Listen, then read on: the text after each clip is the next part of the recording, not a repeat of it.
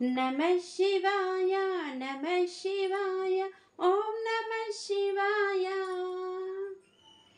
భక్తులందరికీ నమస్కారం అండి. ఎలా ఉన్నారు? బాగున్నారా? ఇంకా ముందుగా చెప్పాల్సింది ఏంటంటే మీరందరూ మా ఛానల్ సబ్స్క్రైబ్ చేశారా? అలాగే బెల్ సింబల్ కూడా ప్రెస్ చేయండి, లైక్ చేయండి, షేర్ చేయండి. ఇప్పుడు చెప్పే విషయాలు ఏంటంటే ఆధ్యాత్మిక భక్తి విషయాలు మా ఛానల్లో ఉంటాయి. దేవాలయాలు, అలాగే స్థల పురాణాలు, భక్తి గీతాలు, అష్టోత్తర నామాలు, అలాగే సబ్స్క్రైబ్ చేసిన వాళ్ళందరికీ, లైక్ చేసిన వాళ్ళందరికీ, కామెంట్ పెట్టిన వాళ్ళందరికీ అందరికీ చాలా చాలా చాలా ధన్యవాదములు. ఎలా ఉంటున్నాయండి మా ఛానల్లో వచ్చే భక్తి విషయాలు? బాగుంటున్నాయా? మీ మనసులో హత్తుకుంటున్నాయా? గొప్ప గొప్ప విషయాలు ఇంకా నాకు తెలియాలని, అవన్నీ మీకు చెప్పాలని నేను అనుకుంటున్నాను. నమస్కారం. మీ శ్రేయోభిలాషి మహేశ్వరి. లక్ష్మీ వ్రతకల్పం పాటించేటప్పుడు చారుమతి ఏ విధంగా పూజ చెయ్యాలి అనేటటువంటి విషయాన్ని, ఆమె యొక్క గుణముల చేత ప్రీతి పొందినటువంటి వరలక్ష్మీదేవి ఆమె యొక్క స్వప్నమునందు సాక్షాత్కరించి ఆ కల్పాన్నంతటినీ కూడా బోధ చేసినటువంటి విధం గురించి నేను ప్రస్తావన చేస్తున్నాను. ఎక్కడైతే ఆ కలశ స్థాపన చెయ్యాలని భావన చేశారో ఆ కలశ స్థాపన చేసేటటువంటి ప్రదేశాన్ని గోమయంతో శుద్ధి చేస్తారు.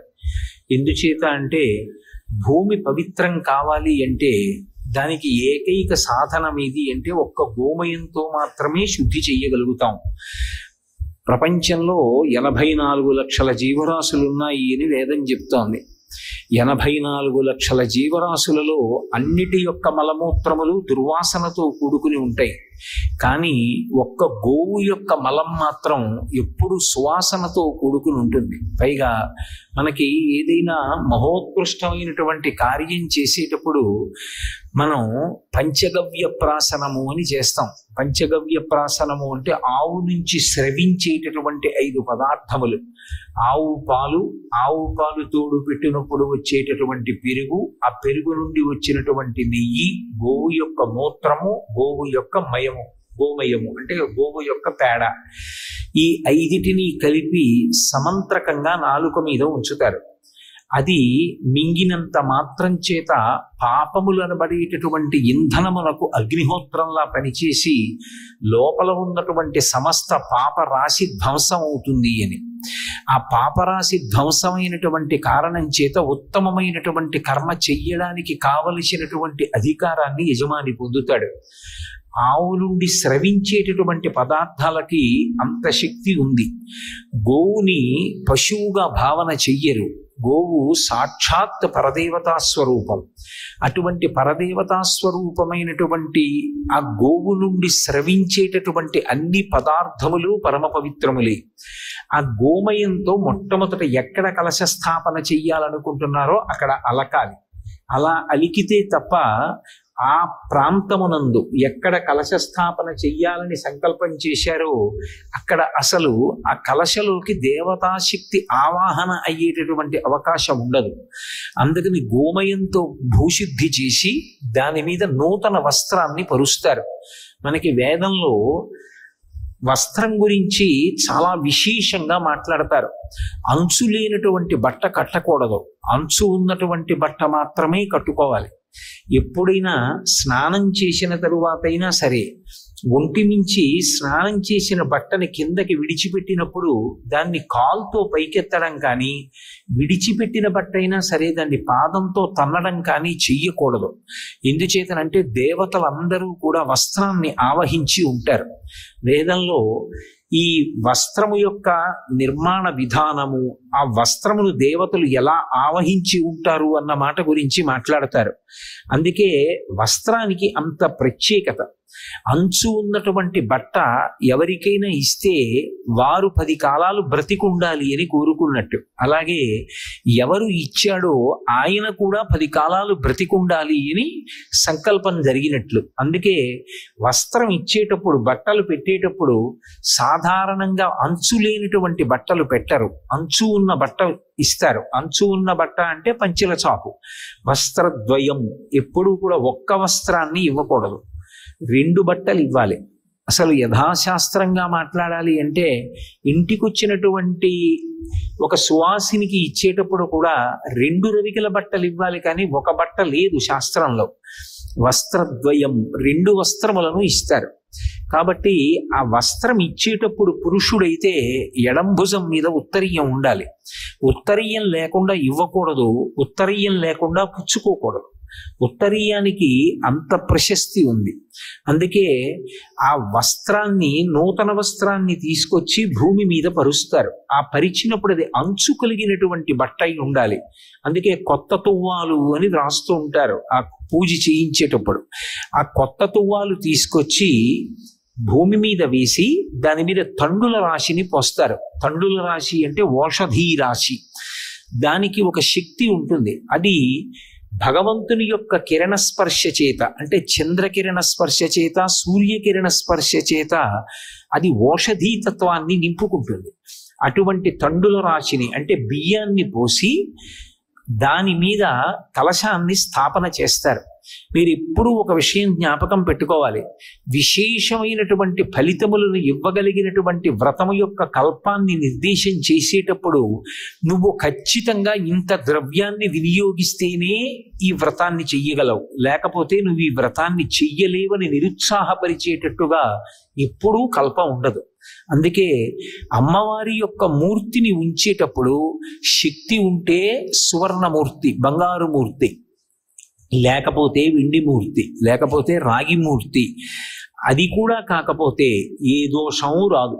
కలశ ఒక్కటి పెట్టి పూజ చేసుకోవచ్చు.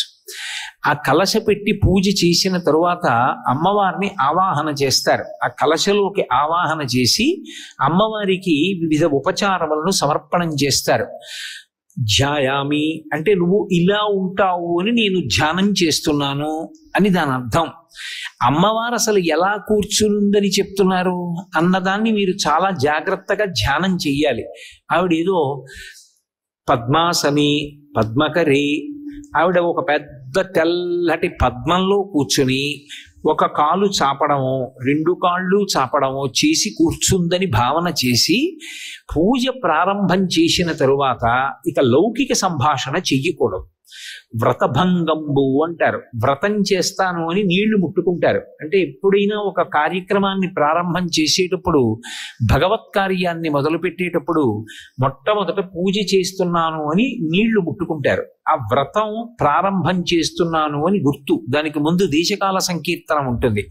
నేను ఫలానా ప్రదేశంలో ఉన్నాను, ఏదో శ్రీశైలస్య వాయవ్య దిగ్భాగే అంటారులా ఉంది. మీరైతే శ్రీశైలస్య వాయవ్య దిగ్భాగే ఏదో సూర్యాపేట పట్టణే స్వగృహే సమస్త దేవతా బ్రాహ్మణ హరిహర సన్నిధౌ అస్మిన్ వర్తమాన వ్యవహారిక చాంద్రమానేని శ్రీ విజయనామ సంవత్సరే దక్షిణాయనే వర్ష ఋతు శ్రావణమాసే శుక్లపక్షే అని భృగువాసరే పౌర్ణమి ముందొచ్చేటటువంటి శుక్రవారం కాబట్టి ఆ రోజు ఏ తిథి ఉంటే ఆ తిథి చెప్పి, నాకు ఏ శక్తి ఉన్నదో, భగవంతుడు నాకు ఏ శక్తినిచ్చాడో ఆ శక్తి వలన నేను ఏ సంభారములను సమకూర్చుకోగలిగాను, సంభవ ద్రవ్యై సంభవదుపచారై, ఆయా ద్రవ్యముల చేత ఆయా ఉపచారముల చేత అమ్మా నిన్ను నేను పూజ చేస్తున్నాను అని సంకల్పం చేస్తారు. ఈ సంకల్పం చేసే ముందు వరలక్ష్మి వ్రతంలో ఒక ప్రధానమైనటువంటి నియమం ఉంటుంది. నన్ను మీరు సహృదయంతో అర్థం చేసుకోవలసి ఉంటుంది. ఒక శాస్త్రాన్ని మాట్లాడేటప్పుడు అందరికన్నా గొప్పవాడెవరు అంటే భర్త. సీతమ్మ తల్లి రామాయణంలో ఒక మాట అంటుంది, దీనోవా రాజ్యహీనోవా యోమీ భర్త సమీ గురు తం నిత్యమనురక్తాస్మి యథారూపాం సువర్చల అంటుంది. భర్త దీనుడు కానివ్వండి, రాజ్యహీనుడు కానివ్వండి, యోమే భర్త సమీ గురువు. గురువు అంటే గురువు అని కాదు దాని అర్థం. గురువు అంటే బరువు అని. విశిష్టమైనటువంటి వ్యక్తి, దైవం ఆయన.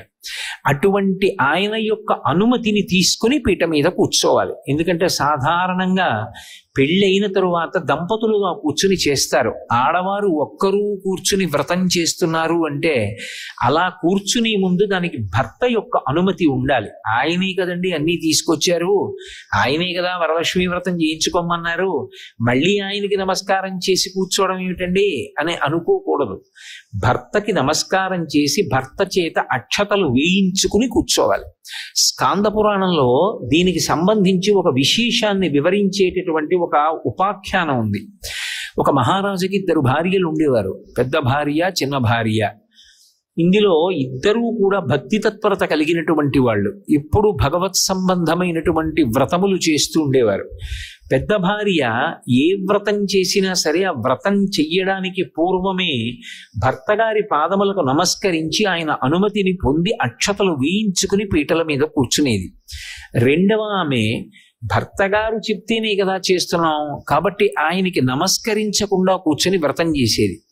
ఒకానొక సమయంలో హఠాత్తుగా ముగ్గురు ఏకకాలంలోనే శరీరం విడిచిపెట్టారు. ఒక ప్రత్యేక పరిస్థితిలో విడిచిపెడితే స్వర్గలోకం నుంచి వచ్చినటువంటి విమానం పెద్ద భార్యని మహారాజుని ఎక్కించుకుని వెళ్ళిపోతోంది. చిన్న భార్యని నరకానికి తీసుకెడుతున్నారు. ఆవిడ గోలు పెడుతూ ఆవిడంది, ఆవిడ ఎన్ని నోములు నూచిందో, ఎన్ని వ్రతాలు చేసిందో అన్నీ నేను చేశాను, నన్ను ఎందుకు నరకానికి తీసుకెడుతున్నారని అడిగింది. నువ్వు చేసినటువంటి వ్రతములకు పూర్వము అసలు పూర్వాంగంగా భర్తకి నమస్కారం లేదు, ఆ భర్త యొక్క అనుమతి లేదు, ఆయన చేత అక్షతలు వేయించుకోలేదు, వేయించుకుని పీటల మీద కూర్చోలేదు. అందుకే ఆ వ్రతం చేసినా చెయ్యబడని వ్రతమే అవుతుంది. భర్త యొక్క అనుమతి అంత అవసరం. అలా ఉంటుందా అని మీరు అనుకోకండి. నేను నెలకి ఏదో కొన్ని వేల రూపాయలు నాకు జీతంగా ఇచ్చేటటువంటి ఉద్యోగం చేస్తున్నటువంటి కారణం చేత ప్రతిరోజు ఇన్ని గంటల నుండి ఇన్ని గంటల వరకు పనుందా లేదాతో సంబంధం లేదు, నేను అక్కడ కూర్చుంటాను అని ఒప్పందం. 10 నుంచి 5:30 వరకు అక్కడ కూర్చోవాలి. అందులో ఏమీ పని లేదు. కానీ ఏమీ పని లేదు కదండి, నేను బయటికి వెళ్ళిపోతున్నానంటే కుదరదు. పని లేకపోయినా బయటికి వెళ్లే ముందు పై అధికారి అనుమతి తీసుకునే వెళ్ళాలి. ఎందుకండి, ఏమీ పని లేదు కదా అందుకు బయటికి వెళ్ళానండి అంటే ఒప్పుకోరు. అనుమతి తీసుకుని పైకి వెళ్ళాలి. సెలవు పుచ్చుకోవాలి అంటే ముందు వారు మంజూరు చేసిన తరువాతే నేను వెళ్ళాలి. నెలకి కొన్ని వేల రూపాయల జీతం ఇచ్చేటటువంటి కార్యాలయానికే నా మీద అన్ని అధికారాలు ఉంటే, పరమేశ్వరుడు నిర్మాణం చేసినటువంటి వ్యవస్థలో పరమేశ్వర స్వరూపుడైనటువంటి భర్త యొక్క అనుమతి లేకుండా చేసిన వ్రతానికి ఫలితం వస్తుందని తీర్మానం చేస్తే అది వైదికం ఎలా అవుతుంది? కాబట్టి ఎవరికి ఇవ్వవలసినటువంటి గౌరవం, ఎవరికి ఇవ్వవలసినటువంటి స్థానం వారికి ఇచ్చిన నాడే గౌరవం అన్నది ఉంటుంది. ఆవిడ వరలక్ష్మి, ఆవిడేం చేస్తూ ఉంటుంది? ఆవిడ గురించి అసలు ప్రార్థన చేస్తే ఏం చెప్తాం పీఠికలో? నిత్యానపాయనీం నిరవద్యాం దేవదేవ దివ్యమహిషీం అఖిల జగన్మాతరం అస్మన్మాతరం అశరణ్య శరణ్యాం అనన్య శరణ శరణమహం ప్రపద్యే అని చెప్తాం. ఆవిడికి నిత్యానపాయని అని పేరు. నిత్యానపాయని అంటే ఆమె భర్తని విడిచిపెట్టి ఉండదు. భర్త గారు ఎప్పుడైనా ధర్మ సంరక్షణార్థం భూలోకంలో అవతార స్వీకారం చేస్తే ఆవిడ కూడా అవతార స్వీకారం చేసి వచ్చేస్తుంది. అందుకే పోతన గారు భాగవతం చేస్తూ అనఘ ఆదిలక్ష్మి అయిన రుక్మిణితోడ క్రీడ సల్పుచున్న కృష్ణు చూచి పట్టణంబులోని ప్రజలుల్లసిల్లిరి ప్రీతిలగుచు ముక్త భీతులగుచు అంటారు. విష్ణు భగవానుడు కృష్ణ పరమాత్మగా వస్తే ఆదిలక్ష్మి రుక్మిణీదేవిగా వచ్చేసింది.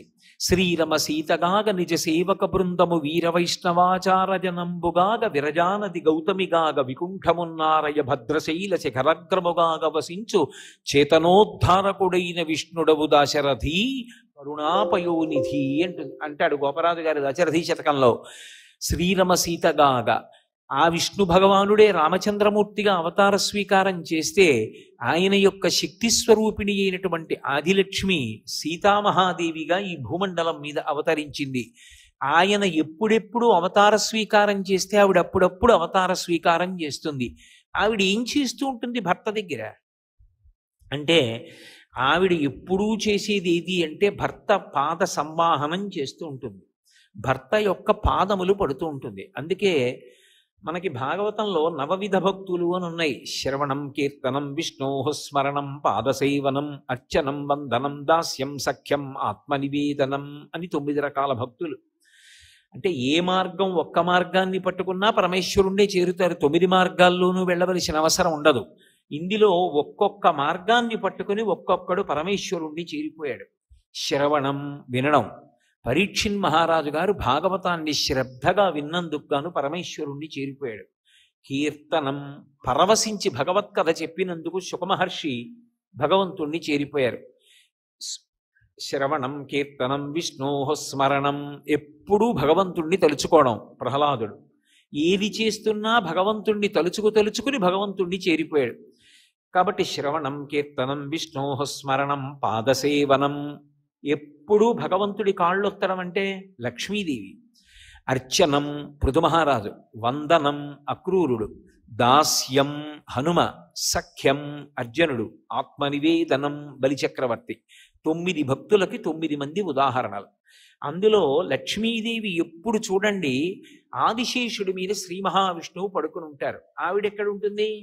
పక్కన పడుకుని కనపడదు, ఆయన పాదములు ఎత్తుతూ కనపడుతుంది. ఆఖరికి మనం వెంకటేశ్వర స్వామి వారి సుప్రభాతం చెప్పినా కూడా ప్రపత్తి అని చెప్తాం. సుప్రభాతం అయిపోయాక ప్రపత్తిలో ఒక మాట అంటాం, లక్ష్మీ మహీత ధనురూప నిజానుభావ నీలాది దివ్య మహిషీక రపల్లవానాం ఆరుణ్య సంక్రమణత కిల సాంద్ర రాగౌ శ్రీ వెంకటేశ చరణౌ శరణం ప్రపద్యే అంటాం.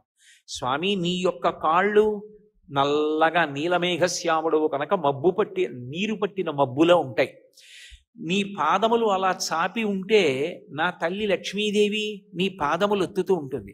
అప్పుడు ఆవిడ 2 చేతులతో ఒత్తడం ఇష్టం లేక నీ 2 కాళ్ళు ఒత్తడం కోసమని ఆ తల్లే నీలాది దివ్య మహిషీక రపల్లవానాం, ఆమెయే నీలాదేవి, ఆమెయే భూదేవి, ఆమె శ్రీదేవిగా మారిపోయి ఆయన పాదములు ఒత్తుతూ ఉంటుంది. ఒత్తుతున్నప్పుడు అసలే కోమలంగా ఎర్ర తామర పూలలా ఉంటాయేమో, స్వామి పాదములను ఇలా ఒత్తుతున్నప్పుడు గట్టిగా నొక్కబడినటువంటి ఆ వేళ్ల మధ్యలోంచి ఎర్రటి కాంతులు పైకొచ్చి నల్లటి మబ్బులో ఉన్న స్వామి పాదముల మీద పడుతుంటే నీలతోజద మధ్యస్థ విద్యుల్లేకే భువాస్వర అన్నట్టు నల్లటి మబ్బు మీద సౌదామిని ఒక మెరుపుతీగ వస్తే ఎలా ఉంటుందో అప్పుడు ఆ పాదములు అలా ఉంటాయి. శ్రీ వెంకటేశ చరణౌ శరణం ప్రపద్యే, అటువంటి నీ శ్రీచరణములను నేను శరణు చేస్తున్నాను అంటారు. అంటే శ్రీ మహావిష్ణువు ఎప్పుడూ లక్ష్మీదేవిని నా కాళ్ళ దగ్గర కూర్చుని కాళ్ళొత్తుతుండు అంటాడనుకుంటున్నారా మీరు? కాదు, ఆయన ఎప్పుడూ ఆ మాట చెప్పడు. పాదములను ఒత్తుట అన్న మాటకు అర్థం ఏమిటంటే భర్త యొక్క పాద సేవ చేసి భర్తను అనుగమించుట. ఆయన వినా ఇంకొకటి లేదు. ఆయన కీర్తి కన్నా నాకు జీవితంలో ఇంకొకటి అక్కర్లేదు. ఆయన సంతోషము నా సంతోషము. నాకు సంతోషమయ్యేది ఆయనకు ఒకవేళ అపఖ్యాతి కారణమైతే నాకు అక్కర్లేదు. అది ఆడదానిలో ఉండేటటువంటి గొప్పతనం. ఇది మగవాడికి లేదు.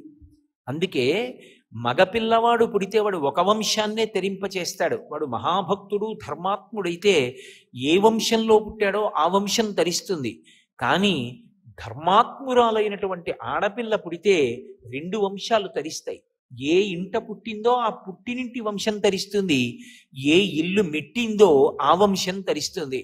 ఒక్క సీతమ్మ తల్లి పుట్టినందుకు ఇక్ష్వాకు వంశం విదేహ వంశం కూడా తరించాయి. ఎప్పుడూ భర్త యొక్క కీర్తి గురించి ఆలోచిస్తుంది.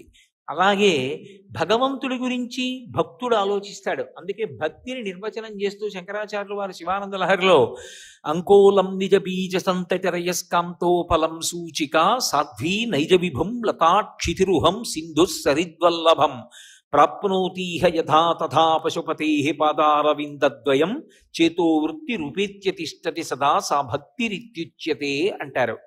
సాధ్వి నైజ విభం, సాధ్వి పతివ్రత అయినటువంటి స్త్రీ ఎప్పుడూ భర్త యొక్క సౌఖ్యము గురించి కీర్తి గురించి ఆలోచించినట్లు. రామాయణంలో సీతమ్మ ఎంతో కష్టంలో ఉంది. స్వామి హనుమ వచ్చి అన్నారు, ఎందుకమ్మా అంత బెంగ పెట్టుకుంటావు, నా భుజాల మీద కూర్చో, నిన్ను తీసుకెళ్లి ప్రశ్రవణ పర్వత శిఖరముల మీద కూర్చున్న రామచంద్రమూర్తి యొక్క పాదాల విందముల యందు సమర్పించి నేను ధన్యుడనవుతానన్నారు. ఆవిడంది, నువ్వే ఇంతున్నావా? ఎందుకని? అయినప్పటికీ శరీరాన్ని అంతటినీ కూడా కుంచింపచేసి పిల్లంత అయిపోయి ఉన్నారు. సూర్యే చాస్తం గతే రాత్రౌ దేహం సంక్షిప్య మారుతి వృషదంశకమాత్రసన్ బభూవ అద్భుత దర్శన. పిల్లంత ఉన్నారు. నీకో ఇంత భుజమా? దాని మీద నేను కూర్చోనా? నువ్వు నన్ను సముద్రం దాటించి తీసుకెడతావా? కోతి బుద్ధి బయట పెట్టావయా అంది. అమ్మా, నా రూపింతే అనుకుంటున్నావా? చూడు నేనేమిటో అని ఒక్కసారి పైకి లేచారు. మేరు పర్వతం యొక్క శిఖరాలు ఎలా ఉంటాయో అలా పెరిగిపోయి కాల్చిన పెనం ఎలా ఉంటుందో అటువంటి దవడలతోటి దంష్ట్రలతోటి లేచి నిలబడ్డారు.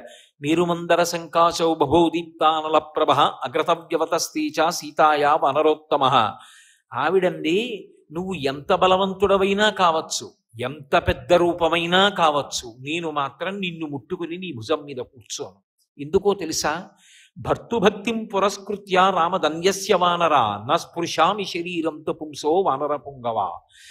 భర్తయందు కలిగినటువంటి అపారమైనటువంటి భక్తి చేత నా భర్త రామచంద్రమూర్తిని ముట్టుకుంటాను తప్ప నువ్వు ఎంత నాకు కొడుకు లాంటి వాడివైనా పరపురుషుణ్ణి నేను స్పృశించను.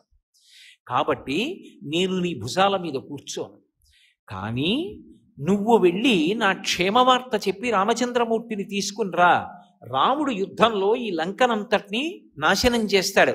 అప్పుడు మళ్ళీ నేను రాముడితో కలిసి లంకాపట్టణానికి ఎడతానంది. ఎందుకని? ఆమె కానీ వెళ్ళిపోయింది అనుకోండి హనుమతోటి, రామచంద్రమూర్తి లక్ష్మణస్వామి లేనప్పుడు రావణాసురుడు అపహరించి తెచ్చాడు, రావణాసురుడు లేనప్పుడు హనుమ అపహరించి తీసుకెళ్లి రాముడికి ఇచ్చేశారు సీతమ్మని. రాముని యొక్క పరాక్రమం, రాముని యొక్క పౌరుషం ఎలా ప్రకాశిస్తాయి? వాడు దొంగతనంగా ఎత్తుకొచ్చి ఉండవచ్చు, కానీ పౌరుషవంతుడైనటువంటి రామచంద్రమూర్తి యొక్క భుజములు తాండవం చేసి ఆయన యొక్క కోదండ విద్యా పారంగత్వం పైకొచ్చి దాని వలన లంకాపట్టణం అంతా నశించిన తరువాత రాముడితో కలిసి వెడితేనే రాముని యొక్క కీర్తి ప్రతిష్టలు నిలబడతాయి. అంత కష్టంలో ఉన్న రాముని యొక్క కీర్తికి కళంకం వస్తుందని నేను రాను నీతో అంది సీతమ్మ. మరి రావణుడు నిన్ను పట్టుకుని అపహరించి తెచ్చినప్పుడు ముట్టుకున్నాడు కదమ్మా, అప్పుడు నాకు స్పృహ లేదు, వాడు తెస్తే నా దోషం కాదు. ఇప్పుడు స్పృహలో ఉన్నాను, నేను ముట్టుకోను. ఆయన అన్నాడు. ఈ మాట విని స్వామి హనుమ తెల్లపోయి అన్నారు, అమ్మా ఎవరంటారు ఈ మాట లోకంలో? ఎవరనరు. ఇంత కష్టంలో ఉన్న దాని దగ్గరికి వస్తే వెంటనే తీసుకెళ్ళవయ్యా అంటారు. అద్భుతం అమ్మా, నీకు తప్ప అన్యులకు చెల్లది ఈ మాట అంటారు. ఎప్పుడూ భర్త యొక్క కీర్తి ప్రతిష్టలకి కళంకం రాకూడదని నిరంతరము ఆలోచించి అడుగు వేసేటటువంటి లక్షణము కలిగినటువంటి స్త్రీని సాధ్వి పతివ్రత అని పిలుస్తారు. లక్ష్మీదేవి భర్త పాదముల దగ్గర కూర్చుంటుంది అంటే దాని అర్థం ఆయన పాదముల దగ్గర కూర్చోపెట్టి నువ్వు నా కాళ్ళొత్తుతోండని శాసించాడని కాదు. భర్త దైవము అని భావించి ఆవిడ పాద సంవాహనం చేస్తుంది. ఆవిడ కాళ్ళ దగ్గర కూర్చుంది, ఆయన ఎక్కడ పెట్టుకున్నాడు? ఆయన కాళ్ళ దగ్గర కూర్చోబెట్టుకోలేదు, గుండెల్లో పెట్టుకున్నాడు. అంటే ఏమిటి దాని అర్థం? కన్యాదానం చేసేటప్పుడు లక్ష్మిగా కన్యాదానం చేస్తారు, అల్లుణ్ణి నారాయణుడిగా చూస్తారు. అమ్మా నువ్వు ఆయనని అనుగమించు, నువ్వు ఏ స్థానాన్ని పొందాలో తెలుసా? ఆయన గుండెల్లోకి చేరిపోవాలి. ఆయన ఎక్కడిచ్చాడు స్థానం? లక్ష్మీం క్షీరసముద్రరాజతనయాం శ్రీరంగధామేశ్వరీం దాసీభూత సమస్తదేవ వనితాం లోకైక దీపాంకురాం అని పిలుస్తాం. ఆ తల్లికిచ్చిన స్థానం వక్షస్థలం. అందుకే కదా ఇప్పటికీ పద్మావతీదేవి మీద స్తోత్రం చేస్తే ఈశానాం జగతోస్య వెంకటపతేర్విష్ణోహ పరాం ప్రేయసీం తద్వక్షస్థల నిత్యవాసరసికాం తక్షాంతి సంవర్ధినీం పద్మాలంకృత పాణిపల్లవ యుగాం పద్మాసనస్తాం శ్రియం వాత్సల్యాది గుణోజ్వలాం భగవతీం వందే జగన్మాతరం అంటాం. ఆమె విష్ణువు యొక్క వక్షస్థలమునందు ఉంటుంది. అంటే ఆయన గుండెల్లో స్థానం ఇచ్చాడు, ఆమె ఆయన పాదములను పట్టుకుంది. అంటే ఆయనని అనుగమించిన కారణం చేత ఆమె ఆయన గుండెలలోకి చేరింది. ఒక్కొక్క వస్తువు వేరొక వస్తువులో కలవవలసినటువంటి విధానం ఉంటుంది. అంతేకాని నా అంత దాన్ని నేను, ఆయనంతటి వాడు ఆయన అండి అంటే ఆ దాంపత్యానికి అర్థం ఎక్కడుంటుంది నాకు చెప్పండి? దంపతులంటే ఇద్దరు కాదు, అందుకే అసలు ఇద్దరి మధ్యలోంచి కూడా వెళ్ళరు, వాళ్ళు ఒకరే. శారీరకంగా పైకి ఇద్దరుగా కనపడుతున్న దంపతులు తత్వతః ఒక్కరుగానే పరిగణింపబడతారు. అసలు వాళ్ళిద్దరి యొక్క ఆధ్యాత్మిక అభివృద్ధి కూడా ఒకళ్ళ మీద ఒకళ్ళది అలా ఆధారపడి ఉంటుంది. భార్య కానీ వెళ్ళిపోయిందా శరీరం విడిచిపెట్టి, అంతే ఇక భర్తకి పుణ్యం చేసుకునే ద్వారాలన్నీ మూసుకుపోతాయి. ఎందుచేత అంటే భార్య కానీ వెళ్ళిపోతే తన కడుపున పుట్టినటువంటి ఆడపిల్లని కన్యాదానం చేయడానికి పీటల మీద కూర్చునే అధికారం కూడా ఇక పురుషుడికి ఉండదు. యజ్ఞయాగాది క్రతువులు చేసుకోకూడదు. ఎడం భుజం మించి ఉత్తరీయం ఉండడానికి వీల్లేదు, కుడి భుజం మీదే ఉత్తరీయం వేసుకోవాలి. అంటే నేను భార్యాహీనుడను అని చెప్పినట్టు.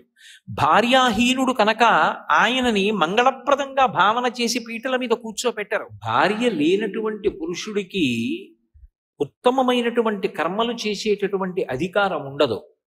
పరమ పవిత్రమైనటువంటి సభలో వరలక్ష్మీదేవి యొక్క అనుగ్రహం చేత అందరూ పసుపు కుంకాలతో పిల్లపాపలతో సుఖంగా ఉండాలని కోరుకుని చెప్తున్నటువంటి సభలో రెండవ మాట నేను అసలు మాట్లాడను. కాబట్టి భార్యాభర్తలు అంటే వాళ్ళిద్దరూ కలిసి జీవితంలో తరించడానికి కూడా ఒకళ్ళ మీద ఒకళ్ళు అంత ఆధారపడతారు. అందుకే సనాతన ధర్మంలో భార్యకి కామపత్ని అన్న పేరు లేదు, ఆమె ధర్మపత్ని. ధర్మానుష్ఠానమునందు ఉపకరణంగా భర్తకి పక్కన బాసటగా నిలబడుతుంది. అందుకే ధర్మపత్ని అనేటటువంటి గౌరవస్థానం ఇచ్చారు తప్ప ఏదో ఈసడింపుతోనూ సామాన్యంగానూ భోగపరాయణత్వంతోనూ కూడుకున్నటువంటి పేర్లతో అసలు భార్యని పిలవలేదు శాస్త్రంలో. అంత సమున్నతమైనటువంటి స్థానం ఇచ్చారు. కాబట్టి భర్త యొక్క పాదములను పట్టి భర్త యొక్క అడుగుజాడలలో నడిచి భర్తని అనువర్తించినటువంటి స్త్రీ ఏ స్థానాన్ని పొందుతుంది అంటే భర్త గుండెల్లోకి చేరిపోతుంది. అందుకే అమ్మవారికి ఒక పేరు లలితా సహస్రనామ స్తోత్రంలో స్వాధీన వల్లభ అని. స్వాధీన వల్లభ అన్న నామానికి బాహ్యార్థం ఒకటే చూశారనుకోండి, చాలా పెళుసుగా ఉంటుంది.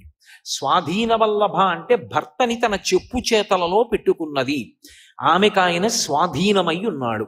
అంటే ఆయన ఏం చెయ్యాలన్నా ఆవిడ వంక చూస్తాడు, ఆవిడ ఇలా అంటే చేస్తాడు, అంటే ఊరుకుంటాడు. అంటే అంత గుప్పెట్లో పెట్టుకున్నది అని. అంత గుప్పెట్లో పెట్టుకున్నది పతివ్రత ఎలా అవుతుంది? స్వాధీన వల్లభ అంటే ఆమె భయపెట్టో మీరు కానీ నాకు చెప్పకుండా ఏదైనా పని చేస్తే నేను మిమ్మల్ని ఇంత వేధించేస్తానో వశం చేసుకున్నది కాదు.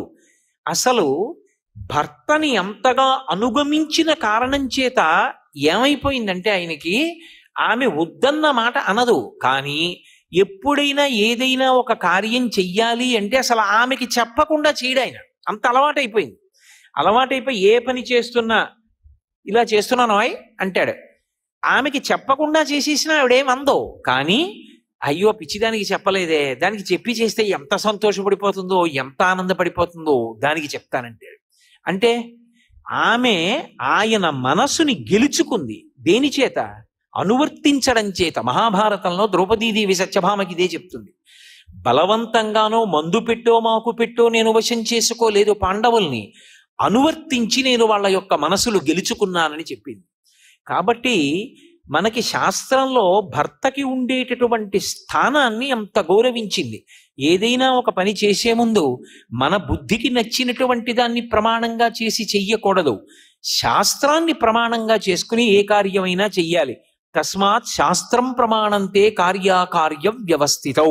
ఒక పని చెయ్యాలన్నా ఒక పని ఇలా చెయ్యకూడదన్నా దానికి ఏది ప్రమాణము అంటే శాస్త్రం ఒక్కటే ప్రమాణం. ఈ పని ఇలా చెయ్యవద్దు, శాస్త్రం ప్రమాణం. ఈ పని ఇలా చెయ్యండి, శాస్త్రం ప్రమాణం. శాస్త్రంతో నాకు సంబంధం లేదు, నిన్ను ఉద్ధరించేవాడు లేడు. కాబట్టి భర్తకి నమస్కరించి పీటల మీద కూర్చుని దేశకాల సంకీర్తనం చేసి పరమభక్తితో అమ్మవారి యొక్క ఉపచారముల యందు దృష్టి పెట్టి చెయ్యాలి. ఉపచారములను చేసేటప్పుడు ఏదో నేను పూజ చేస్తున్నాను అని చెయ్యడం కాదు. ఆ చేసేటప్పుడు మనసులో భావన ఉండాలి. మీరు ఎప్పుడు ఒకటి గుర్తుపెట్టుకోండి, ఒక పూజ చేస్తున్నప్పుడు ఒక ఉపచారం చెప్తాం, ఆ ఉపచారం పూర్తయింది అని ఎప్పుడు శాస్త్రంలో తీసుకుంటారంటే 3 ఏకీకృతమైతేనే ఆ ఉపచారములు పూర్తయ్యాయి అని చెప్తారు. ఏ 3 ఒకటి అవ్వాలి అంటే నోటితో చెప్తున్నటువంటిది ఏదో దాన్ని చెయ్యాలి, అంటే కర్మేంద్రియం చెయ్యాలి.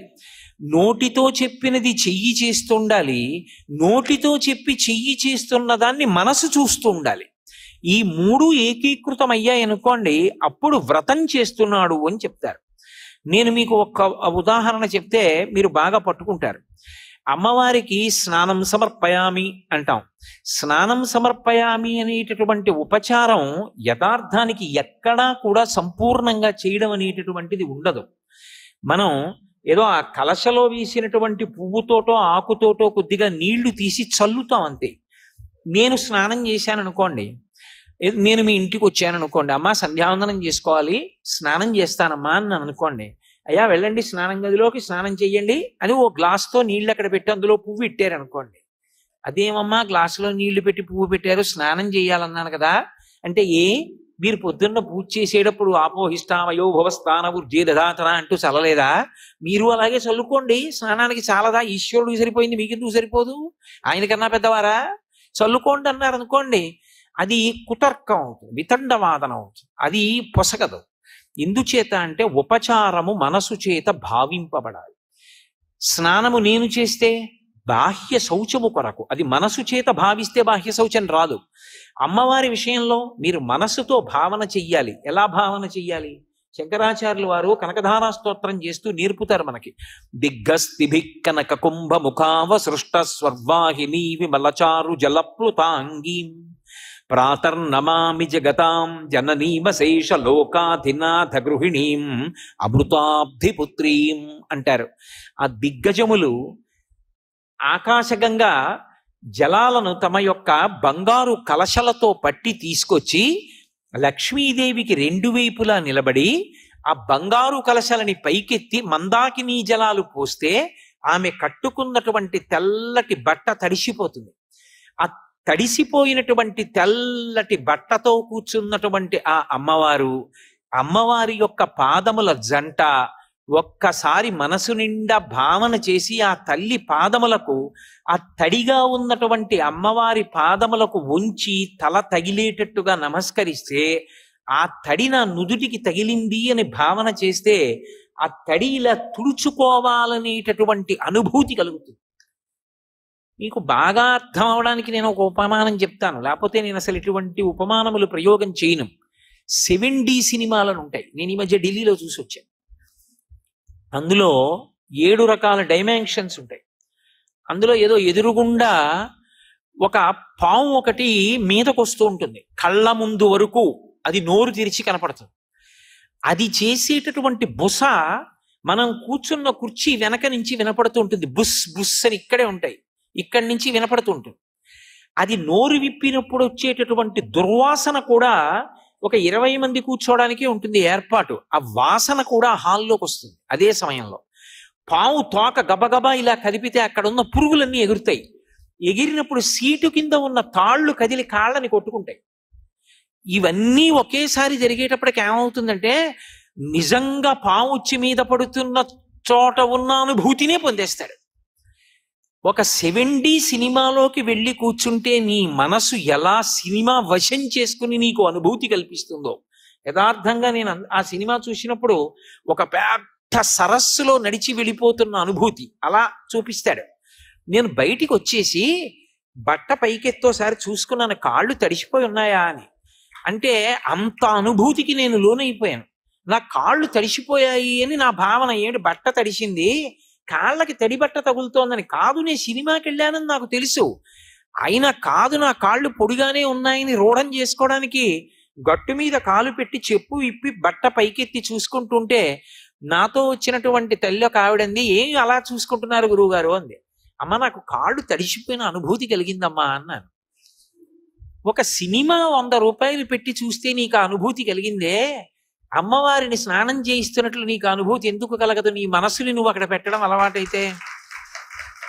అసలు ఆ దర్శనం అంటూ కలిగితే పువ్వుతో నీళ్లు చల్లడం వరకు ఉపచారం, దర్శనం నిజంగా దిగ్గస్థిభి కనక కుంభ ముఖావ సృష్ట స్వర్వాహిని విమలచారు జలప్లుతాంగీం ప్రాతర్నమామి జగతాం జననీమశేష లోకాధినాథ గృహిణీం అమృతాబ్ధిపుత్రీం అని ఆ తల్లిని అలా చూసి తడిసిపోయి ఎర్రటి కాళ్ళు తెల్లటి గోళ్ళు తడిసి కరిగి కిందకి కారిపోతున్నటువంటి పారాణి కనపడుతుంటే ఒక్కసారి వంగి అమ్మవారి పాదముల దగ్గర తలపెట్టి నమస్కారం చేశారనుకోండి, ఇప్పుడు ఆ తడి మీ నుదిటికి అందుకుని ఆ పారాణి కరిగి మీ నుదిటికి అంటుకుంటే మీరు పూజ చేద్దామని పైకి లేచిన తర్వాత వెంటనే తర్వాత ఉపచారం జ్ఞాపకానికి వస్తుందా? జ్ఞాపకానికి రాదు. మీ నుదిటికి ఏదో తడి ఉన్నట్టు ఏదో అంటుకున్నట్టు భావన పొంది మీరు ఒకసారి ఇలా అనుకుని పారాయణ ఏమైనా ఉందా అని ఇలా చూసుకుని ఏం లేదంటే మీరు చేసిన ఉపచారం అమ్మవారికి అందింది. మీరు స్నానం చేయించారు అమ్మవారికి. అమ్మవారి తడిపాదములకు, పారాణి పాదములకు మీరు నమస్కారం చేశారు. అలాగే నేను మీకు ఉదాహరణకి చెప్తున్నాను సుమండి. మనసు లేదనుకోండి 10 నిమిషాల్లో వ్రతం అయిపోతుంది. మనసు అక్కడ ఉందనుకోండి, పొద్దున్న కూర్చున్నటువంటి వరలక్ష్మీ వ్రతం ప్రదోష వేళ పేరంటానికే లేస్తారు కూడా. ఎందుకు అంటారేమో, ఒక్క ఉపచారమునందు ధ్యానములోకి వెళ్ళిపోతారు. నేను మీకు ఒక ఉదాహరణ చెప్పాలి అంటే, అమ్మవారికి ఏదో అమ్మ వస్త్రద్వయం సమర్పయామి అన్నారు. నా శక్తి కొలది నేను తీసుకొచ్చింది 150 రూపాయలు ఒక నేత చీర అయి ఉండొచ్చు. కానీ నేను ఎన్నో మాటలు మా ఆవిడికి చీరలు కొనడానికి పెద్ద పెద్ద బట్టల కొట్టుకు వెళ్ళానుగా. వెళ్ళినప్పుడు పెద్ద పెద్ద అంచులున్నటువంటి పట్టు చీరలు అక్కడ కట్టబడి ఉండగా ఎదురుగుండా చీర కట్టుకుంటే ఎలా ఉంటుందో అలాగే బొమ్మలకు కట్టో లేకపోతే గోడకు కట్టో మేకు కట్టో ఉంటాయిగా. అవి చూసావుగా. ఇంటికి వచ్చి నువ్వు మంచి సంపంగి రంగు, సింహాచల సంపంగి, పసుపు ఎరుపు కలిసినటువంటి సంపంగి రంగు చీరకి నా చేతులు ఇలా 3 సార్లు పెడితే ఉన్నంత ఎర్రటి అంచున్నటువంటి చీర అమ్మకిస్తే, అమ్మ ఆ చీర కట్టుకుని వచ్చి కూర్చుని, ఎరా నాన్న నీకు సంతోషమేనా, నువ్వు ఇచ్చిన చీర కట్టుకున్నానురా, ఎంత బాగుందో అని అమ్మవారంటే, నువ్వు మనస్సులో భావన చేత ఇచ్చిన చీర ఏదో అది ఆవిడకి అందుతుంది. నువ్విక్కడ 1,00,000 రూపాయలు పెట్టి చీర పట్టుకురా, నీ మనసంతా మోగే సెల్ ఫోన్ మీద ఉంటే ఆ చీర ఆవిడికి వెళ్ళదు, ఆవిడికి అక్కర్లేదు. ఎందుకంటే గీతలో ఆయనే చెప్పాడు, పత్రం పుష్పం ఫలం తోయం యోమే భక్త్యా ప్రయచ్చతి. నాకు భక్తితో ఇచ్చింది పుచ్చుకుంటాను తప్ప భక్తి లేకుండా ఇచ్చింది పుచ్చుకోవడానికి అది నీదా? నేనిచ్చింది నాదే ఆ చీర.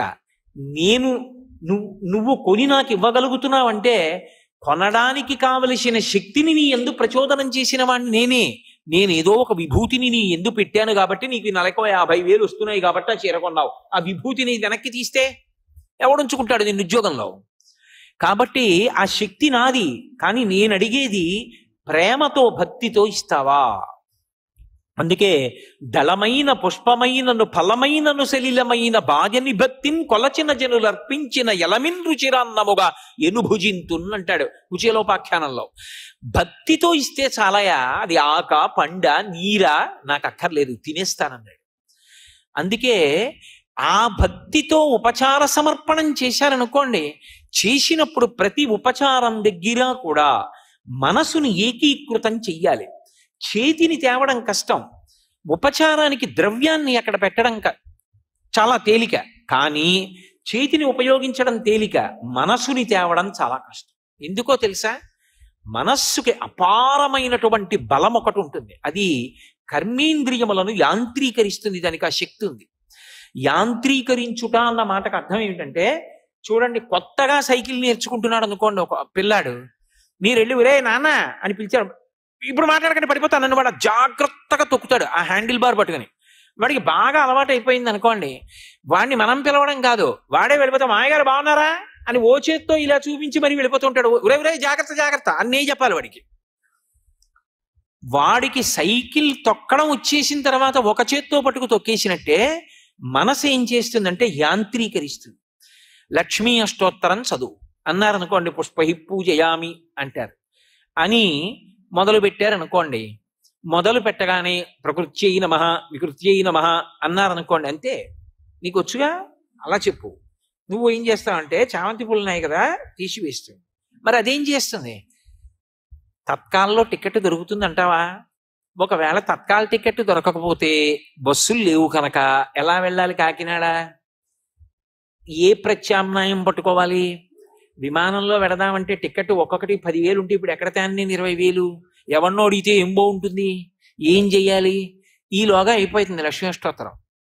టికెట్ మాట దేవుడెరివి. అప్పుడు అడుగుతుంది, మళ్ళీ చెయ్యి అంటుంది, అయిపోయిందిగా ఏం చేయమంటావు అంటుంది. అప్పుడు వెనక్కి వస్తుంది, ఓ అయిపోయిందా, ధూపమాఘ్రాపయామి, నీకు వచ్చుగా, అగరత్తులు దీపంలో పెట్టి చూపించు. అందుకని ఇప్పుడు మళ్ళీ ఏం చేస్తే బాగుంటుంది? కారులో వెళ్ళిపోతే మళ్ళీ ఇది అయ్యే లోపల ఇది తీసి ఇలా. మీరు ఏమనుకోకండి, ఒక మాట చెప్తాను. నేను ఏదైనా వాసన మీకు చూపిస్తాను, మంచి వాసన అని చెప్పి పువ్వు పట్టుకొచ్చి ఎంత మంచి పరిమళమోనండి పువ్వు అన్నాను అనుకోండి, ఏది ఏది అన్నారు అనుకోండి, నేను మీ దగ్గరికి వచ్చి ఇలా అన్నాను అనుకోండి, బుద్ధి ఉందా లేదా, ఏడు ఇలా తిప్పితే ఏడు ముక్కు దగ్గరికి పట్టరా అంటారా అనరా? ధూపానికి తిప్పడం ఎందుకండి ఇలాగా? పైగా నిప్పు నెరుసులన్నీ పడిపోయేంత వరకు వెలిగించేసి ఇలా బోర్లా పెట్టి అప్పుడు దాన్ని ఇలా ఇలా ఊపేసి ఆరిపోయిన తర్వాత ఇలా తిప్పేసి ఆ నెరుసులన్నీ ఆయన బట్టల మీద పడిపోతుంటే ఆయన దులుపుకు లేచి వెళ్ళిపోడు. నీ దిక్కుమాలిన పూజ, నువ్వు ఎవడు పుచ్చుకుంటాడు రా ఇదని? ఎందుకు ఆ పూజ? అసలు భావనేది ఆవిడ మహాలక్ష్మి, ఆవిడ కూర్చుంది, నేను ధూపం ఇస్తున్నాను ఆవిడికి.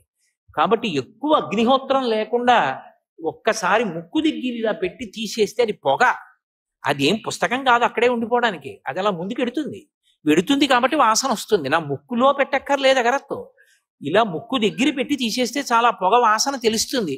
ఎందుకు ఇలా తిప్పడం అంటే అసలు నీకు మనసు అక్కడ ఉంటే కదూ, నీకు మనసు అక్కడ ఉంటే ఏది ఎలా చెయ్యాలో అలా చేస్తావు. మనసు లేకపోతే నా ఇష్టం, ధూపానికి చుట్టూ తిప్పడం. ఎందుక చుట్టూ తిప్పడం అంటే ఏమో ఆయనకి తెలియదు, ఎవడో తిప్పాడు ఈయన తిప్పుతాడు. కాబట్టి త్రికరణములు ఏకీకృతము కావాలి. కనీసంలో కనీసం 16 ఉపచారాలు చేస్తారు షోడశోపచారములని. షోడశోపచారములలో ఒక్క ఉపచారం దగ్గర మనసు నిలబడితే చాలు, ఆవిడ పరమప్రీతి పొందుతుంది. చాలా చోట్ల మీరు గమనించండి, శుద్ధ ఆచమనీయం సమర్పయామి అంటారు. ఎన్ని మాటలు ఇస్తారు? తమలపాకుతో తీసి ఇలా అంటారు, అంతే అయిపోయింది ఆచమనీయం. నేనైతే అలా పుచ్చుకుంటానా? ఓం కేశవాయ స్వాహ ఆగుతానా గుటకేసే వరకు?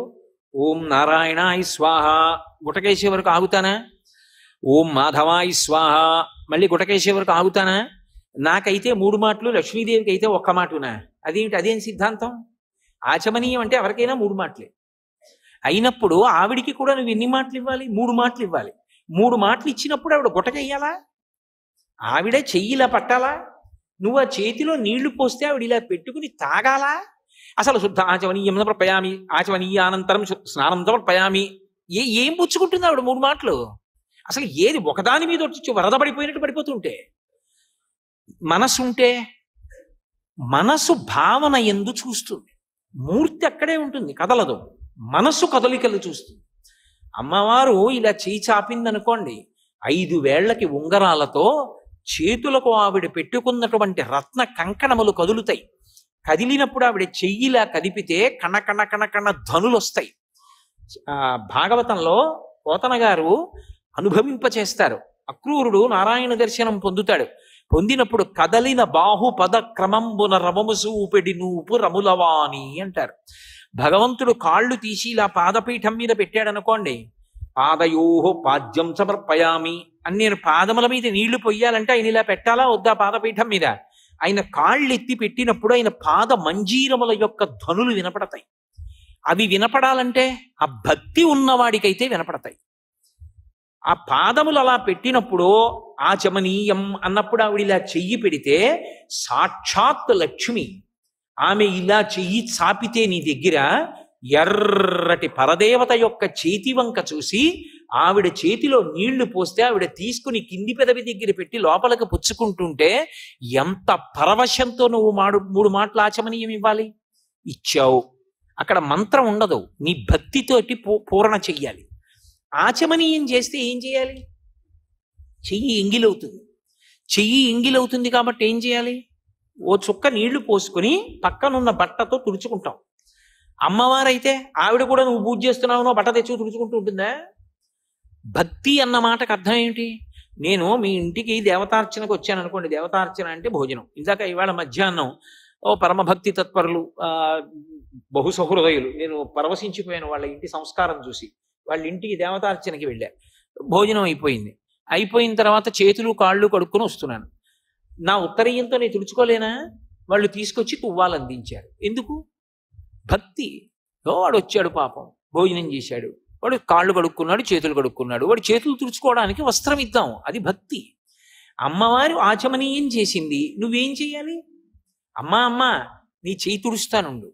ఉత్తరీయం తీసి అమ్మవారి చేతిని తుడిచేటప్పుడు అమ్మ ఇలా చేయి పెట్టింది అనుకోండి, ఆ చేతి కింద నీ ఎడం చేయి పెట్టి నీ కుడి చేత్తో అమ్మవారి అరిచెయ్యి తుడుస్తున్నావు అనుకో, మెత్తటి అమ్మవారి చేతిని తుడుస్తున్నప్పుడు నీకు ఎంత అనుభూతి కలిగి రోమాంచితమవుతుంది.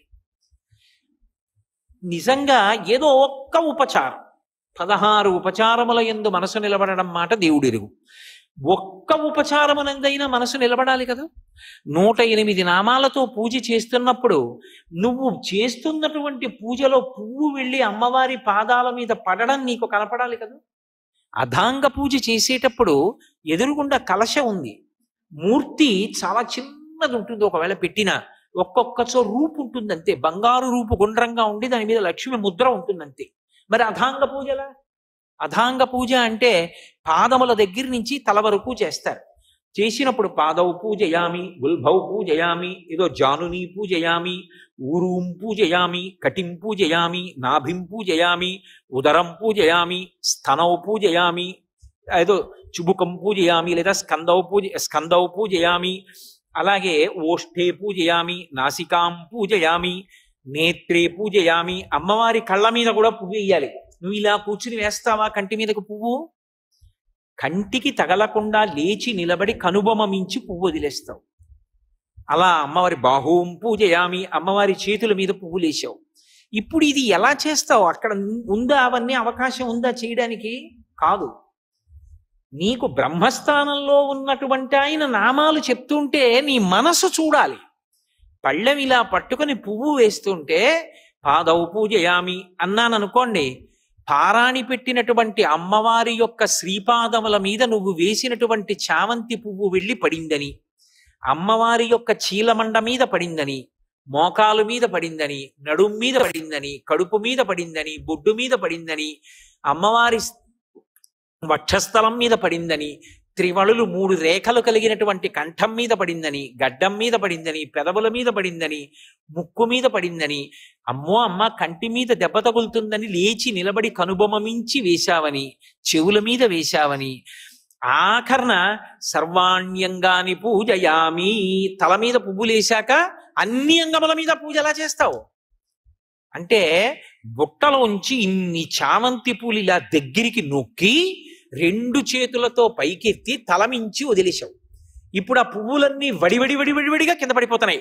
పడిపోతున్నప్పుడు అమ్మవారి తల, అమ్మవారి జుత్తు, అమ్మవారి కబరీబంధంలో ఉన్న పువ్వు, అమ్మవారి నుదుటికున్న బొట్టు, అమ్మవారి చెవులకున్న కర్ణాభరణాలు, అమ్మవారి బుగ్గలు, అమ్మవారి కళ్ళు, కనుబొమలు, ముక్కు, ఆ ముక్కుకి మధ్యలోంచి వేలాడుతున్నటువంటి ముత్యంతో ఉన్నటువంటి ఆ బాసర, ఆ కింద ఉన్నటువంటి పెదవులు, ఆ ఎర్రటి అధరం, అమ్మవారి యొక్క గడ్డం, అమ్మవారి యొక్క కంఠం, దాని మీద 3 రేఖలు, అమ్మవారి వక్షస్థలం, అమ్మవారి యొక్క నడుము, అమ్మవారి కడుపు, అమ్మవారి బొడ్డు, అమ్మవారి తొడలు, అమ్మవారి మోకాళ్ళు, అమ్మవారి పాదాలు, అమ్మవారి చీలమండలు, అమ్మవారి వేళ్ళు, అమ్మవారి గోళ్ళు కనబడుతుండగా పువ్వులు ఎంత వేగంగా పడతాయో నీ మనసు అంత వేగంగా పైనుంచి కిందకొచ్చి పాదాల దగ్గర నిలబడాలి.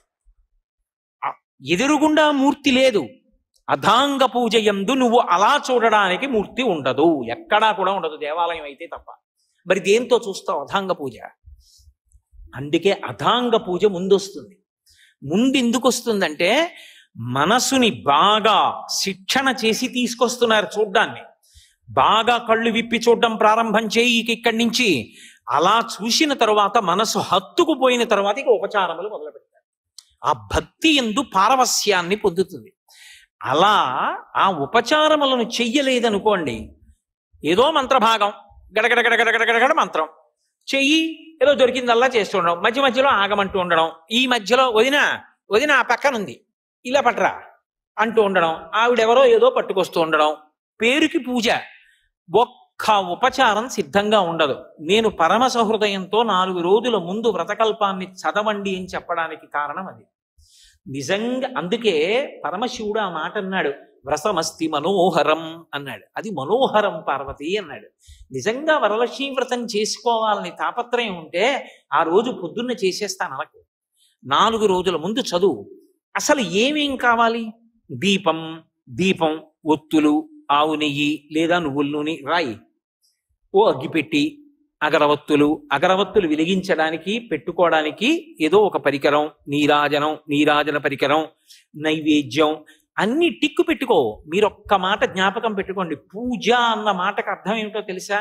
మీరు పీటల మీద కూర్చున్న తర్వాత పూజ ప్రారంభం కాదు. పూజ బాగా జరగడానికి మీరు ముందు చేసేటటువంటి సాధన అంతా పూజే. పూజ చేసుకోవాలి తొందరగా అన్నీ స్నానానికి వెళ్ళాను అనుకోండి, స్నానం పూజ ఎందు అంతర్భాగం అవుతుంది. నేను తొందరగా తెమలాలి అందుకు పేపర్ చదవను అన్నాను అనుకోండి, ఇప్పుడు పేపర్ చదవకపోవడం పూజ ఎందు అంతర్భాగం అవుతుంది. పూజ తర్వాత చేద్దామని పేపర్ చదివాను అనుకోండి, పూజకి భంగం అవుతుంది. అందుకే పూజ చేస్తూ చేస్తూ ఏం చెయ్యాలంటే, వ్రతం చేసేటప్పుడు ప్రత్యేకించి ఆవలించకూడదు, తుమ్మకూడదు, దగ్గకూడదు, అన్ని నియమాలు ఉన్నాయి. అలా కానీ చేశారనుకోండి, నీళ్లు ముట్టుకుని వ్రతం చేస్తానని వ్రతభంగం చేశాడని ఖాతాలో వేస్తాడు. పోతన గారు భాగవతం చేస్తూ కాత్యాయని వ్రత ఉపాఖ్యానంలో ఒక మాట అంటారు, వ్రతభంగంబులు మానునట్టి వరదున్ వామాక్షులిక్షించియున్ గత చేలా ప్లవనంబు నీడు వ్రతభంగం వంచు చింతించి పాల తటంజస్త కరాబ్జలై సరస లీలన్ బ్రొక్కిరట్లందరు అంటారు. వ్రతములు చేయుచునొక్కమారైన ఆ గోవిందుని స్మరించిన మనం వ్రతం చేసేటప్పుడు ఎక్కడైనా పొరపాటు జరుగుతోందేమో అని ఏం చేయాలంటే, 2 ఉపచారాలు 3 ఉపచారాలు చేశారనుకోండి, ఒకసారి ఆపి మనసుకి వ్యవధానం ఇవ్వాలి మళ్ళీ వెనక్కి రావడానికి. లేకపోతే అది బడలిపోయి తనంత తాను బలవంతంగా పారిపోతుంది. మీరు దాంతో ఘర్షణ పడ్డారనుకోండి, నువ్వు నా మాట వింటలేదు, వాడేమో కిందటి ఏడాది వచ్చి శ్రావణ మాసంలో తలకొట్టుకుని చెప్పి వెళ్ళిపోయాడు, అలా చేద్దామంటే నువ్వేమో ఎటో పోతున్నావు మనసా అని దాంతో యుద్ధం మొదలెడితే ఘర్షణ వచ్చి పూజ సరిగా జరగదు. అందుకే మనసుని వెనక్కి తేవడానికి ఓ చిన్న అవకాశం దానికి ఇవ్వాలి. అందుకని ఏం చేస్తారంటే, మధ్యలో కాసేపు గోవిందా హరి గోవిందా వెంకటరమణ గోవిందా ఏడుకొండల గోవిందా అని గోవిందనామని చెప్పారనుకోండి, వ్రతములు చేయుచునొక్కమారైన యవ్వానిని విచారించినన్ వ్రతభంగంబులు మానునట్టి వరదున్ వామాక్షులిక్షించియున్. వ్రత భంగము కాకుండా ఏది కాపాడుతుందంటే భగవన్నామము కాపాడుతుంది. అథవా శ్రీమాత్రే నమః శ్రీమాత్రే నమః శ్రీమాత్రే నమః అని అండమో, పక్కన సౌందర్యలహరి పెట్టుకుని తీసి నీకో శ్లోకం అలవాటైతే చక్కగా పైకి అవిద్యానామంతస్తివిరమిహిరోద్దీపనగరీ జడానాం చైతన్యస్తబకమకరంద శృతిఝరీ దరిద్రాణం చింతామణి గుణనికా జన్మజలధౌ నిమగ్నానాం దంస్ట్రా మురరిపు వరాహస్య భవతి అని మళ్ళీ మొదలు పెట్టారనుకోండి, వ్రత భంగము పొరపాటు ఎక్కడ జరిగిందో దాన్ని దిద్దుతుంది ఆ నామం. దిద్ది వ్రతం పూర్తవడానికి కింద తీసుకెడుతూ ఉంటుంది. అందుకని భగవన్నామమును పలుకుతుండు వ్రతం చేసేటప్పుడు, లేకపోతే వ్రతభంగం జరిగిపోయే అవకాశం ఉంది. అందుకు భర్తకి నమస్కారం చేస్తే భర్త పరాకు చెప్తాడు ఇంట్లో, అమ్మ వ్రతం చేస్తోంది పలకరించకండి, మాట్లాడకండి కాసేపు. కొడుకుంటాడు, భర్త పక్కన ఉంటారు. దీనికి ఒక ఉపచారం జరుగుతుంటే తర్వాత ఉపచారం ఆవిడికి కాస్త దూరంగా పెట్టుకుంది, ఏదో పొరపాటున పాపం ఇన్ని రాసుకుంది, కానీ ఆ నీరాజన పరికరం తీసుకెళ్ళి అక్కడ పెట్టుకుంది, తను ఇక్కడ కూర్చుంది. ఇప్పుడు పీటల మించి లేచిపోకూడదు. అలాగని చాపి ఎక్కడో ఉన్న నీరాజన పరికరాన్ని అందుకునే ప్రయత్నం చేస్తే గబుక్కుని పడిపోతారు కూడా. నైవేద్యం అయిపోయింది, తాంబూలం అయిపోయింది, అక్కడెక్కడో ఉంది నీరాజన పరికరం. రోజు పూజ చేయట్లా భర్త తెలియదు నీరాజనం ఇవ్వాలావిడని, కాస్త ఆ పరికరాన్ని దగ్గరికి తీసుకొచ్చి చేతికి అందిస్తాడు. పక్కన కొడుకో భర్తో ఉంటారు. ఎందుకని? అమ్మ వ్రతం పూర్తవ్వాలి. వ్రతం పూర్తవడానికి వీళ్ళందరూ ఉపకరణం కింద నిలబడతారు. నిలబడితే అప్పుడు ఆ ఇంట్లో ఏమైంది? ఆవిడ ఒక్కతే కాదు వ్రతం చేస్తున్నది, అందరూ వ్రతమే చేస్తున్నారు. అది అమ్మ సేవ చేయడం వ్రతంలో. అంటే వ్రతం చేసుకుంటున్న అమ్మకి సేవ చేసి బిడ్డలు తరిస్తారు. కొడుకు పక్కన ఉండాలి, అల్లుడు ఉండాలి. పోని కూతురు ఎక్కడో పెళ్లి చేసుకుని కూతురు ఎక్కడో చేసుకుంటుంది, అల్లుడు అక్కడ ఉన్నాడు. కొడుకు ఉండాలి, కోడలు అత్తగారి పక్కన కూర్చుని చేసుకుంటోంది, భర్త పక్కన ఉండాలి. అంతేగాని ఆవిడ చేసుకుంటోందని ఇది పేపర్ చదువుకోవడం టీవీ చూసుకోవడం కాదు. అసలు నిజంగా చెప్పాలంటే ఎవరు చేయించాలి వ్రతం అంటే భర్త చేయించాలి. ఎందుకని అంటే భర్త గురువు, ఆయన చేయించాలి వ్రతం. అథవా నీకు రాదు పోని వదిలిపెట్టేసేయి. ఏ ఉపచారంతో నీరాజనం అన్నప్పుడు కర్పూరం వెలిగించేది దూరంగా ఉందని అర్థం కావట్లేదా? అదైనా దగ్గరికి తీసుకెళ్ళి అందించాలి. పాపం బతికున్నంత కాలం వండి పెడుతోంది, ఒక్క వ్రతం చేసుకుంటున్నప్పుడు నీరాజన పరికరం అందించద్దు? తీసుకెళ్లి నీరాజన పరికరాన్ని దగ్గరగా అందించాలి. అప్పుడు ఆ ఇంట ఉన్నటువంటి ఐకమత్యతకి ఆ భక్తికి ఆవిడ ప్రీతి చెందుతుంది. ఇది చారుమతీ వృత్తాంతం చేత ప్రతిపాదింపబడిన విషయం. అందుకు శివుడు అన్నాడు, పార్వతి ఇది మనోహరం. మనోహరం అంటే మనస్సుని హరిస్తుంది. ఎప్పుడు? చూసే వాళ్ళకి వినే వాళ్ళకి కూడా అబ్బా ఎంత బాగుందో, నిజంగా ఎంత బాగా చేసుకుందో ఆవిడ వరలక్ష్మి వ్రతం, మా అందరికీ కూడానండి ఏమిటో వ్రతం చేసుకున్న అనుభూతి కలిగిందండి అంటారు. అంత గొప్పగా చెయ్యాలి. అంత గొప్పగా చెయ్యాలంటే చక్కగా శ్రావణ శుక్రవారం వస్తోంది అంటే లక్ష్మీవారం నాడు మధ్యాహ్నమే మామిడి మండలు తెచ్చుకుని తోరణాలు కట్టుకుని అయిన దానికి కాని దానికి పనివాడు పనిపిల్ల తోరణాలు కట్టక్కర్లేదు, ఇంట్లో వాళ్ళు కట్టుకోవచ్చు తోరణం. ఓ తోరణం కట్టుకుని అదంతా కూడా వ్రతంలో అంతర్భాగం. నీ గుమ్మానికి అన్ని గుమ్మాలకి చక్కగా మామిడి తోరణాలు కట్టుకుని శ్రావణ మాసంలో ఎక్కడ మామిడి పువ్వు మామిడికాయ ఉండదు. ఎక్కడికెళ్ళి మామిడి చెట్టుకి 4 మండలు కోసుకుంటారన్నా ఎవరు ఏమనరు. తెచ్చుకుని ఆకులు కట్టుకోవడం ఎందుకు? 4 కొమ్మలు నువ్వు వెళ్ళి తెచ్చుకోలేవు. తెచ్చుకుని చక్కగా తోరణం కట్టుకుని ఇంటికి లక్ష్మీప్రదంగా గడపలన్నిటికీ కూడా పసుపు రాసుకుని బొట్లు పెట్టుకుని అది వ్రతమస్తి మనోహరం. ఏవేవి లక్ష్మీ స్థానములో ఆ లక్ష్మీ స్థానములన్నీ కూడా అలంకృతము కావాలి. అసలు లక్ష్మీదేవి పరవశించిపోవాలి ఆ ఇంటి ఉత్సాహానికి. అదంతా కూడా ప్రకటనమయ్యేది పూజలో. అసలు దానికి ముందు నేపథ్యం ఎంత సంతోషమో ఆ వ్రతం చేయడంలో. అంత మనోహరంగా ఆ వ్రతం చేస్తే అదంతా పూర్తి చేసి తోర పూజ అంటారు. అంటే ఈమె వ్రతమాచరణ పూర్తి చేసినది అని నవగ్రంథులని 9 గ్రంథులకు పూజ చేస్తారు. ఒక్కొక్క ముడి ఒక్కొక్క రకమైన అభ్యున్నతికి కారకం. మనకి ఎప్పుడైనా జ్ఞాపకం పెట్టుకోండి, 9 మీదే ఆధ్యాత్మ తత్వం అంతా నడుస్తుంది. వినాయక నవరాత్రులు, శారదా నవరాత్రులు, వసంత నవరాత్రులు. ఏమిటి నవరాత్రులు? రాత్రులు ఏం చేశాం మనం? రాత్రి ఏమైనా పూజ చేస్తామా? పోనీ శివరాత్రి అంటే జాగరణ చేస్తాం. మరి నవరాత్రులు ఏమిటి? 9 రాత్రులు ఏం చేస్తారు? ఏమీ చేయరు. ఎప్పుడు ఎలా పడుకుంటారో అలా పడుకుంటారు. మరి రాత్రులు అన్న పేరు ఎందుకు వచ్చింది అంటే మీరు ఒకటి బాగా గుర్తుపెట్టుకోండి, 9 తర్వాత ఏమొస్తుంది? 10 వస్తుంది. 10 అంకె కాదు, సంఖ్య. 2 ఉంటాయి కాబట్టి 9 అంకె. అంకెలలో పెద్దది 9. అంకెలు దాటిపోతే 10 వస్తుంది. 10లో ఏముంటాయి? 1 ఉంటుంది, పక్కన 0 ఉంటుంది. ఆ 1 ఏమిటి? పరమాత్మ. అది తప్ప ఇంకొకటి లేదు. దాని పక్కన నువ్వేమయ్యావు? 9 పూర్తి చేస్తే పూర్ణమద పూర్ణమిదం పూర్ణాత్ పూర్ణముదచ్యతే పూర్ణస్య పూర్ణమాదాయ పూర్ణమేవావశిష్యతే. పూర్ణమయ్యావు. అది 10. 9 చేస్తే 10లోకి వెళ్ళిపోతావు. ఆ 10లోకి వెళ్ళిపోవడానికి 9 చెయ్యాలి నువ్వు. పూర్ణత్వం పొంది 1 పక్కకి వెళ్ళిపోతే 0కి పక్కన 1 లేదనుకోండి, విలువ లేదు. కానీ 0 0గా ఆధ్యాత్మతత్వంలో గొప్పది. అప్పుడు సంఖ్యలలో మొదటిదాని అయిపోతావు, 10 అయిపోతావు, 1 పక్కకి చేరిపోతావు. అలా చేరిపోవడానికి నవరాత్రులు. మరి రాత్రి ఏమిటి? రాత్రి అంటే చీకటి. చీకట్లో ఏమవుతుంది? సత్యాసత్య వస్తు వివేకం పోతుంది. అది తాడో తెలియదు, పామో తెలియదు. దీపం వచ్చిందనుకోండి తెలిసిపోతుంది. అక్కడికి తీసుకొచ్చి చెక్ బుక్ పెట్టండి, LIC పాలసీ పెట్టండి, లేకపోతే చదువుకున్న డిగ్రీ సర్టిఫికెట్ పెట్టండి, ఉద్యోగం ఆర్డర్ పెట్టండి, లేకపోతే మీకు ఎన్ని సన్మాన పత్రాలు ఉన్నాయో అవి తీసుకొచ్చి అక్కడ పెట్టండి. అది తాడో పామో ఏం తెలియదు. దీపం పట్టుకొస్తే తెలుస్తుంది తాడో పామో. అలా 9 రాత్రులు అన్న మాటకు అర్థం ఏమిటంటే చీకటి, జన్మ పరంపరల యందు ఉన్నటువంటి అజ్ఞానం అనేటటువంటి చీకటి పోవడానికి 9 రోజుల ఉపాసన 1 పక్కన 0గా పూర్ణత్వంలోకి తీసుకెళ్తుంది. అలా తీసుకెళ్ళగలిగినటువంటి శక్తి నాకు అనుగ్రహింపబడాలి. ఆ పూర్ణత్వం ఇక్కడి నుంచి అక్కడ వరకు వెళ్ళాలి నాకు. పూర్ణము అన్న మాటకు అర్థం నిండుగా ఉండుట. అందుకే మనకి సనాతన ధర్మంలో లేదు అన్న మాట వాడరు. లాకి ఏత్వం ఆ ఇంట్లో తెలియదు అంటారు. ఏమైనా అడిగితే ఒకవేళ నిజంగా లేవు అనుకోండి, నిండుకున్నాయండి అంటారు. మంగళప్రదంగా చెప్తారు. అయ్యా మీ ఇంట్లో కొద్దిగా ఉప్పు ఉంది ఏమిటి? ఉప్పు అసలు లేదన్న మాట వాడరు. అయ్యా మీ ఇంట్లో కందిపప్పు ఉంది ఏమిటండి అన్నారు అనుకోండి, అయ్యో నిన్ననే కందిపప్పు నిండుకుందే అంటారు. నిండుకుందే అంటే లేదు అన్న మాట వాడకుండా నిండుకుంది అంటే కందిపప్పు లేదు అని ఇంకొకలా చెప్పినట్టు తప్ప అమంగళకర వాక్కు ప్రయోగించరు. అలా పూర్ణత్వం పొందడం అంటే ఇక్కడ పూర్ణత్వం దగ్గర నుంచి పూర్ణం అంటే ఎలా ఉండాలి? తరిగిపోవడం ఉండకూడదు. తరగకుండా ఎలా ఉంటుందండి? తరగకుండా ఉంటుంది. 2 కారణాల చేత ఉంటుంది. ఒకటి, భగవత్ అనుగ్రహం ఉంటే మీరు ఎంత ఖర్చు పెడుతున్నారో అంతా వస్తుంది. ఎలా వస్తుంది అంటే నూతిలోకి నీరు వచ్చినట్టు. నూతిలో నీరు తోడుతూనే ఉన్నాడు, జలం పుడుతూనే ఉంది. ఎక్కడి నుంచి నీరు వచ్చింది నీకు తెలియదు, తోడడం ఒక్కటే నీకొచ్చు. అలా ఎంతమందికి ఎన్ని పెట్టు ఆ ఇంట సమృద్ధి కలుగుతూనే ఉంటుంది. దేని చేత?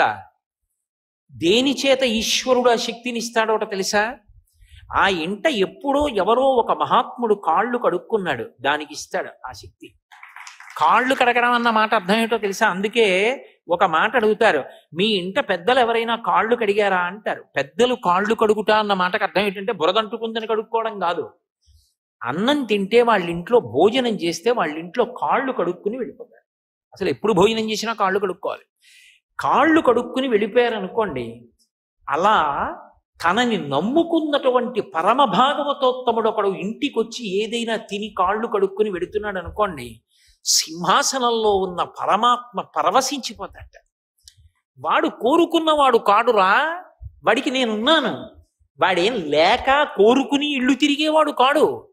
వాడు ఏదో నా కార్యం మీద వచ్చాడు, నా కార్యం మీద వచ్చిన వాడికి అన్నం పెట్టావు, వాడి కడుపు నిండింది, వాడు ఎంత సంతోషించాడో. వాడు నీ ఇంట కాళ్ళు కడుక్కుని వెళ్ళిపోయాడు. వాడు కాళ్ళు కడుక్కుని వాడు బ్రేవుమని త్రేణిస్తే, రామాయణంలో చెప్తారు, వాడు బ్రేవుమని తేనిస్తే దేవతలందరూ కూడా పరిపుష్టి కలగాలి ఇంటికని ఆశీర్వచనం చేస్తారు. వాడి కడుపు నిండింది. అందుకు భాగవతంలో నందుడు అంటాడు, ఊరకరారు మహాత్ములు వా రథముల ఇండ్ల కడకు వచ్చుటలెల్లం కారణము మంగళములకు మీరొచ్చుట శుభము మాకు నిజము మహాత్మా అంటారు. పూర్ణ, పుష్కళ ఈ రెండు అయ్యప్ప స్వామి యొక్క భార్యలు వైదికంగా. ఆయన బయట బ్రహ్మచారి, కానీ వైదికమైన పూజ ఎందు ఆయన పూర్ణ పుష్కళాంబా సమేత అయ్యప్ప స్వామి పరబ్రహ్మణే నమః. పూర్ణము అంటే నిండి ఉన్నది. తరగలేదా? మరి ఇతరులకు పెడితే తరగదా?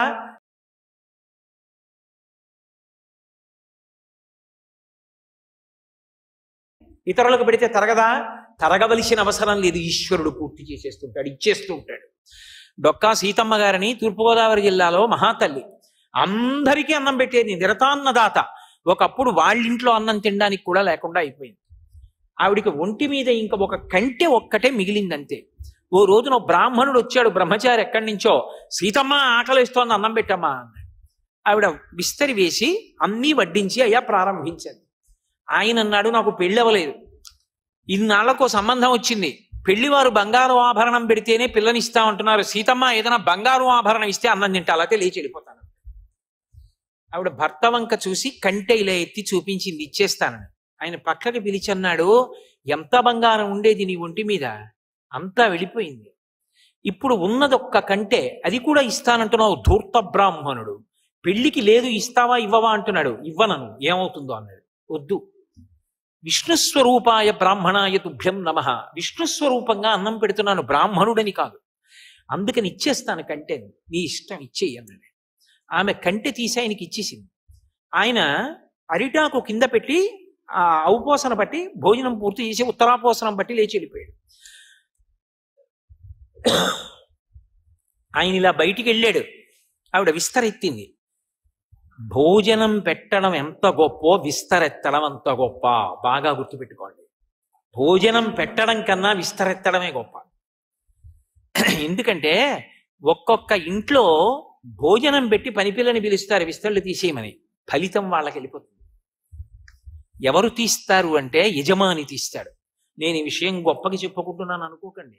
నా ఇంట నేను ఎప్పుడైనా ఎవరికైనా పరమాత్మ నాకు దేవతార్చన చేసే శక్తినిస్తే వాళ్ళ విస్తళ్ళు నేనే ఎత్తుతాను. ఎందుకనంటే అది గొప్ప కోసం కాదు. అందరూ భోజనం చేసి లేచి వెళ్ళిపోతే రామకృష్ణ పరమహంస తన గడ్డంతో విస్తళ్ళు తీసేశాక గడ్డంతో తుడిచేవారు.